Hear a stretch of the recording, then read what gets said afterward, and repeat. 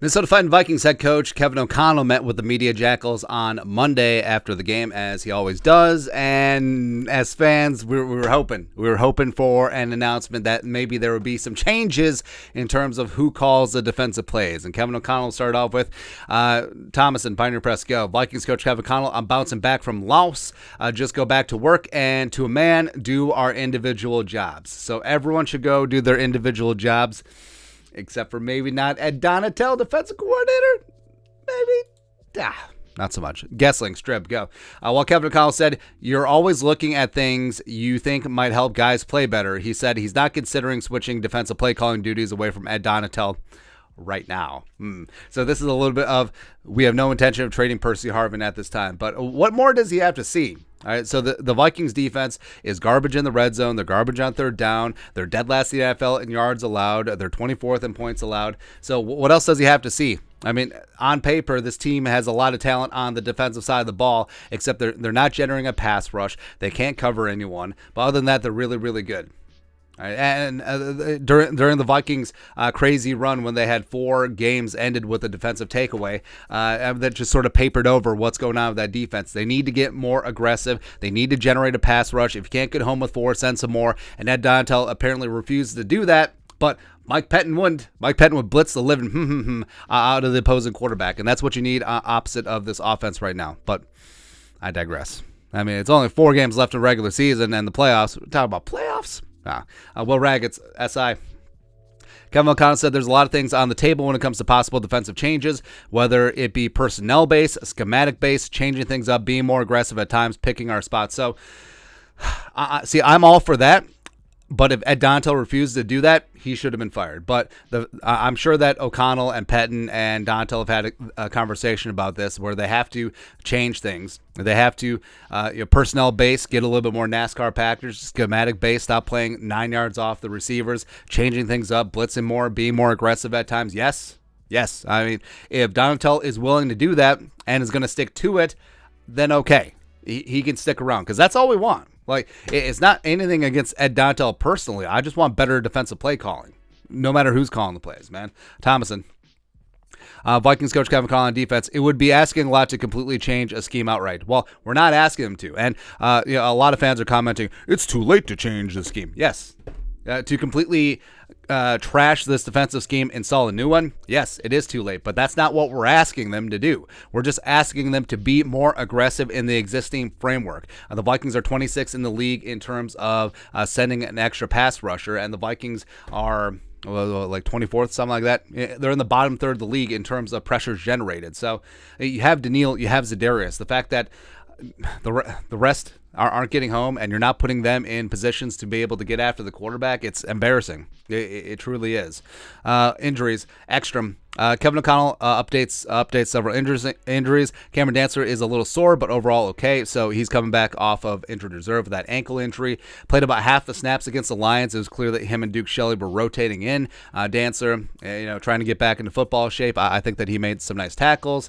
Of course, lost DJ Chark in cover 3 on the touchdown, but is what it is.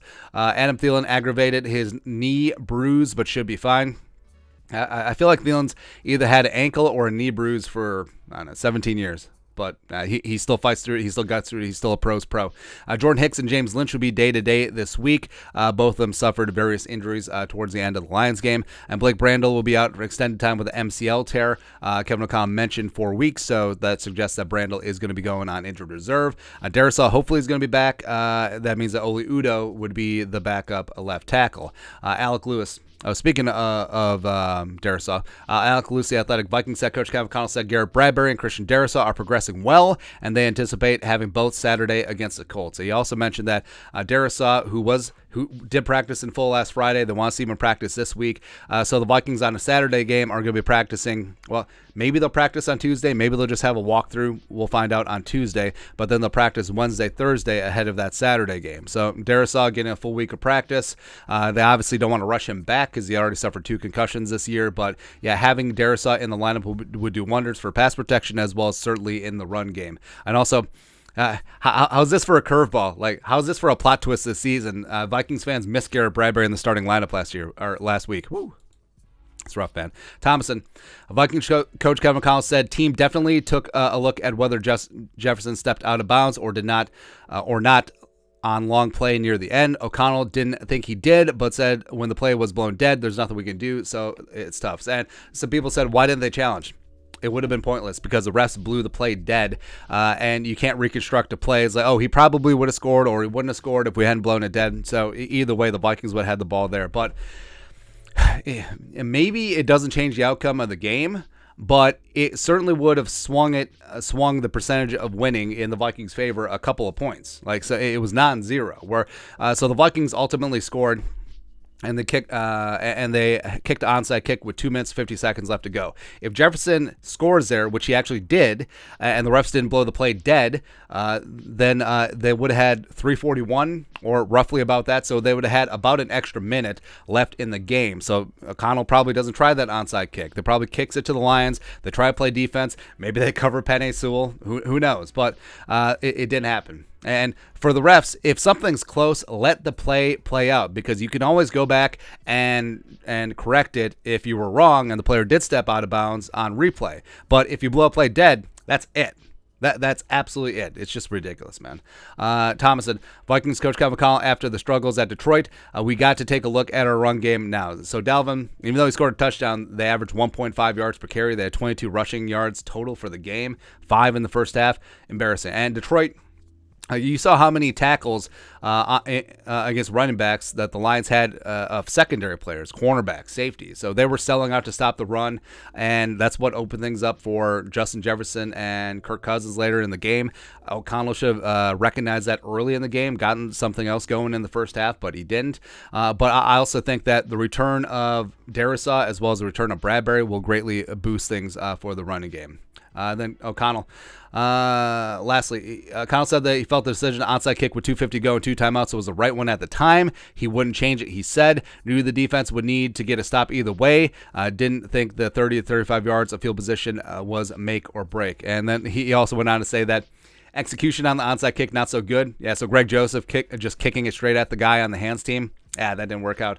As well as the defense respect did get them to 3rd and long, except then forgot to cover a Penei Sewell, which is just ridiculous.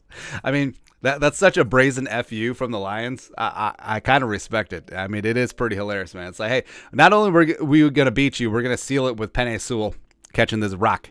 That's right, man. But, you know, I think a lot of people wanted Donatel fired.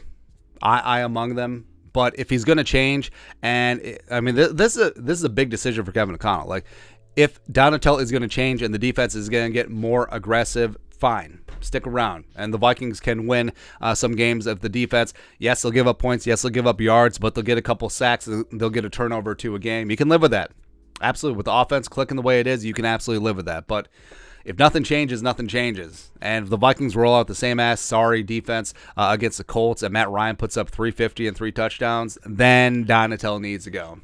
All right, make some changes while you still have some time. Again, you don't need to overhaul the scheme. Just call a more aggressive game from the existing playbook and framework of the defense. That's what you need, man. But your thoughts are thoughts. Kevin O'Connell, no one's fired. Also, a couple injury updates. Let us know your thoughts or our thoughts in the comment section below. Subscribe for daily Vikings takes. Want to support the work? Put a little something in the Venmo. But till next time, Skol, production value.